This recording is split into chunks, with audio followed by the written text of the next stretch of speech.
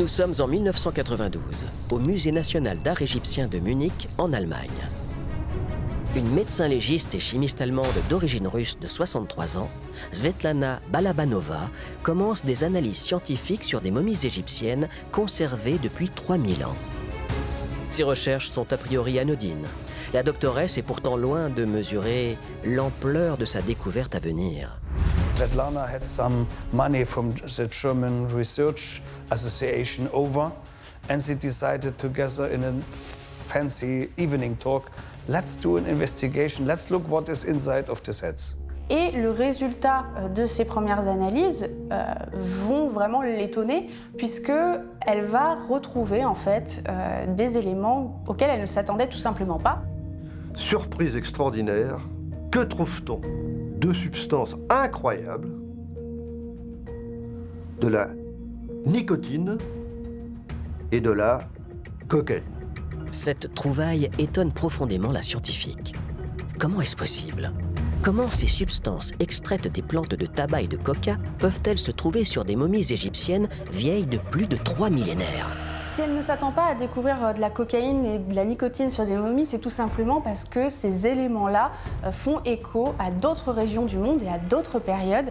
Tobacco and cocaine are both things that are New World, not Old World. And so to have mummies that actually had traces of these kinds of things in them was shocking.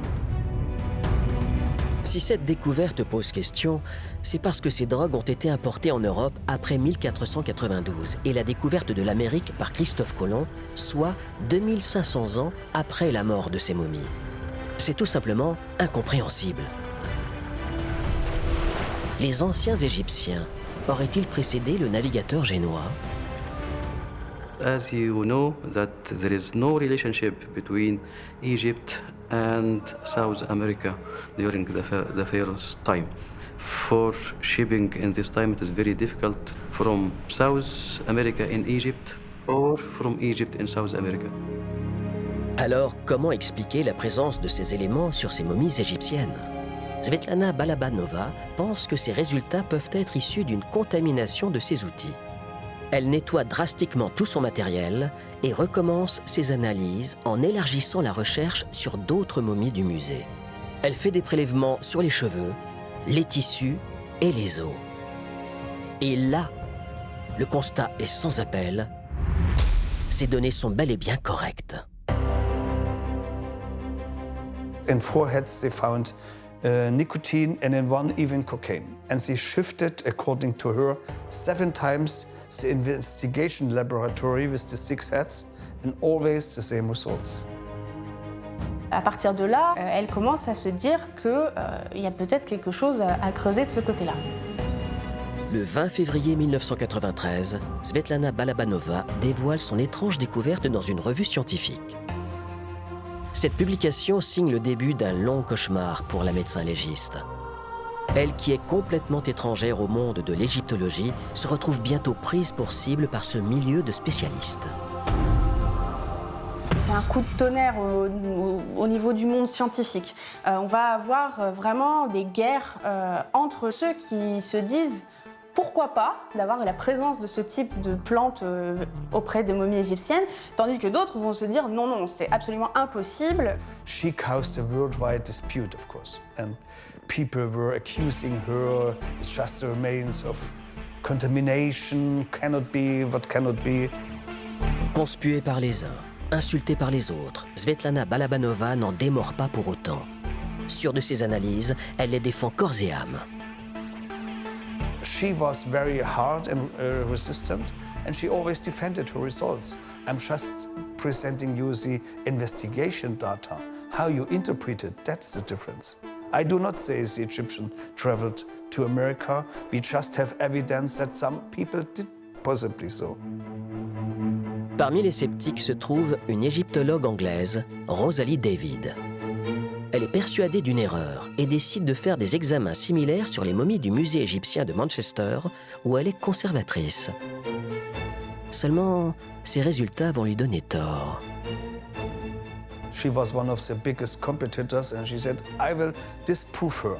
We will not have nicotine in our mummies, and she discovered it. Cette deuxième découverte fait l'effet d'une bombe. Des momies égyptiennes en Allemagne et en Angleterre présentent des traces de nicotine et de cocaïne. Étonnée elle aussi par ces résultats, Rosalie David pense qu'il y a peut-être un problème avec les momies. Elle fait de nouveaux tests à Manchester et se rend à Munich pour observer de près les cobayes de Svetlana Balabanova. Donc Rosalie David reprend le problème à zéro et elle aboutit à une conclusion. Oui, effectivement, il y a des traces de nicotine. En revanche, la cocaïne, non. Ces examens viennent donc confirmer une partie du travail de Svetlana Balabanova. Rosalie David se révèle être un soutien inattendu de la médecin légiste allemande. Et elle n'est pas la seule. Elle trouve un appui chez des égyptologues qui acceptent l'analyse et émettent le postulat.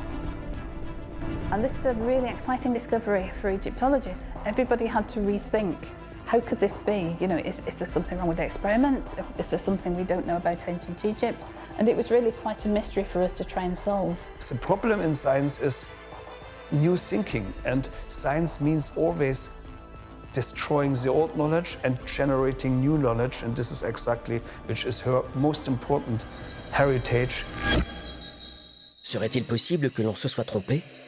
Les anciens Égyptiens auraient-ils pu traverser l'océan Atlantique jusqu'aux Amériques? Auraient-ils pu rapporter de la cocaïne et de la nicotine? Si c'est vrai, ce sont tous les livres d'histoire qu'il faudrait réécrire.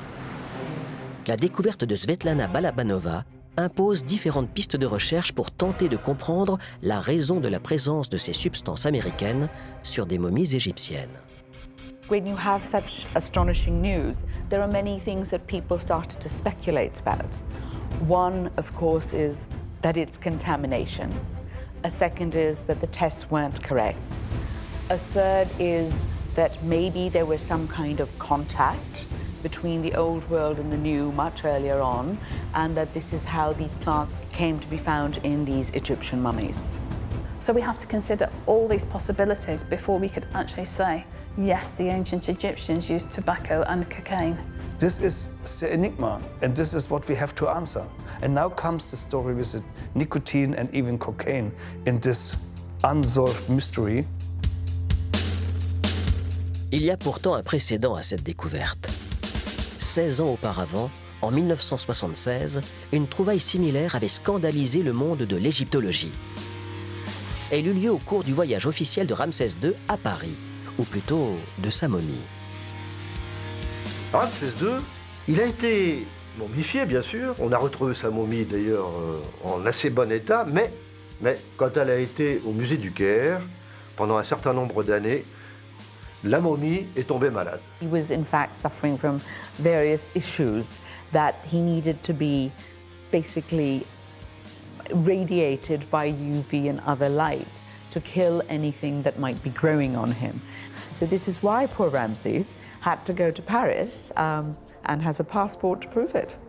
Un voyageur de marque est arrivé tout à l'heure par avion spécial à l'aéroport du Bourget. C'est grâce à un accord direct entre le président Giscard d'Estaing et le président égyptien Anwar el-Sadat que la momie de Ramsès II va être confiée à des experts français qui vont tenter de stopper la mystérieuse maladie qui la ronge. Et Ramsès II a été reçu, c'est là quand même, mes vieux Égyptiens, je les adore, parce que c'est comme s'il n'était jamais mort. Il a été reçu avec le rang de chef d'État, ce qu'il était.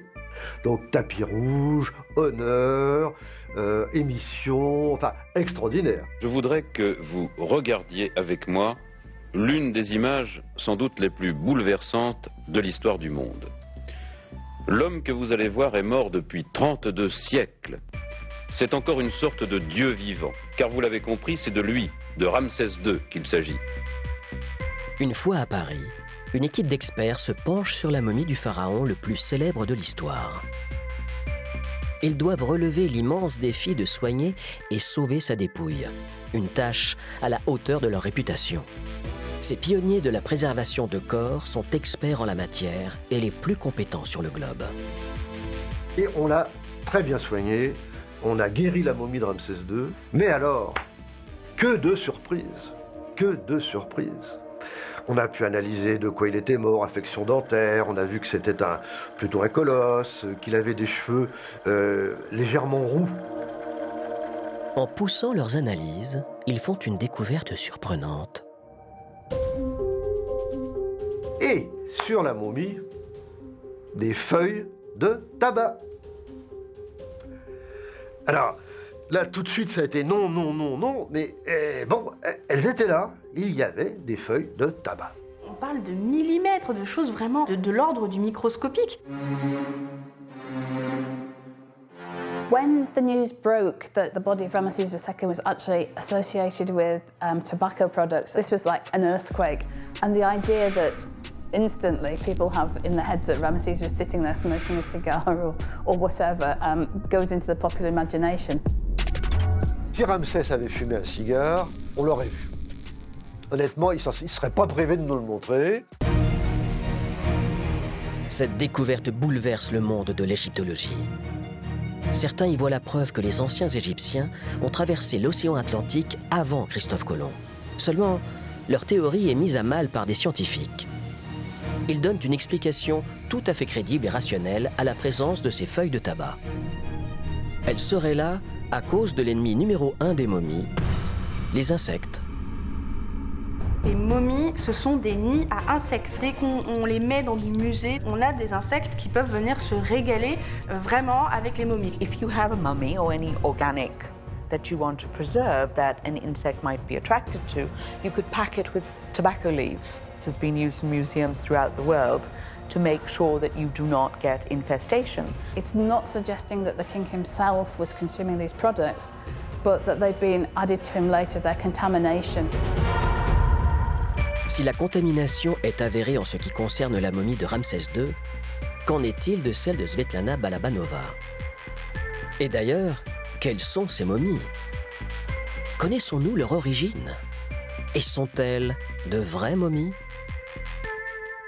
Are we actually looking at an ancient Egyptian mummy that is uncontaminated and has gone straight to the lab and been examined? Maybe the mummy is completely fake and it's been created from scratch in modern times. La question, elle se pose, mais de façon extrêmement courante dans le milieu de la recherche des momies, puisque, en fait, on a une tradition de fausses momies qui existe.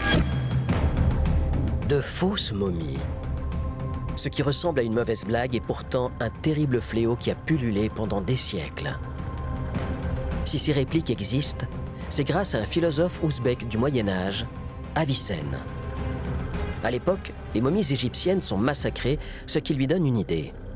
Il s'est dit qu'au fond, détruire les momies, oui, bon, mais on pouvait peut-être en faire un usage commercial.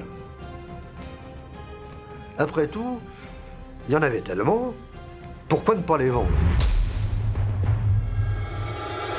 On va exporter par bateau entier des momies vers l'Occident pour les broyer et en faire une poudre qui est perçue comme une panacée universelle, une sorte de remède contre tous les maux possibles et imaginables, en particulier contre le vieillissement étant donné la préservation des momies.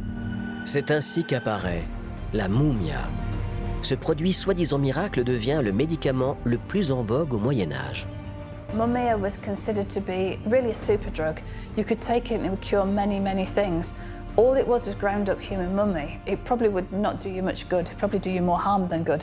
But people believed in it. Évidemment, ça n'a aucun sens, mais ça a très bien marché. Si bien marché que la mumia compte parmi ses défenseurs des personnes de haut rang, comme un roi et une reine de France. On sait que les grands de ce monde, comme François Ier ou Catherine de Médicis, ne se séparaient jamais de leur petite fiole de mumia qu'ils prenaient dès qu'ils avaient un malaise. En même temps, il faut se remettre à l'époque, on souffre même de choses très banales. La moindre douleur dentaire devient insupportable, la moindre infection peut se gangréner. Donc les gens, ils sont prêts aussi à croire un petit peu tout ce qu'il y a sur le marché, à partir du moment où on leur vante ses mérites.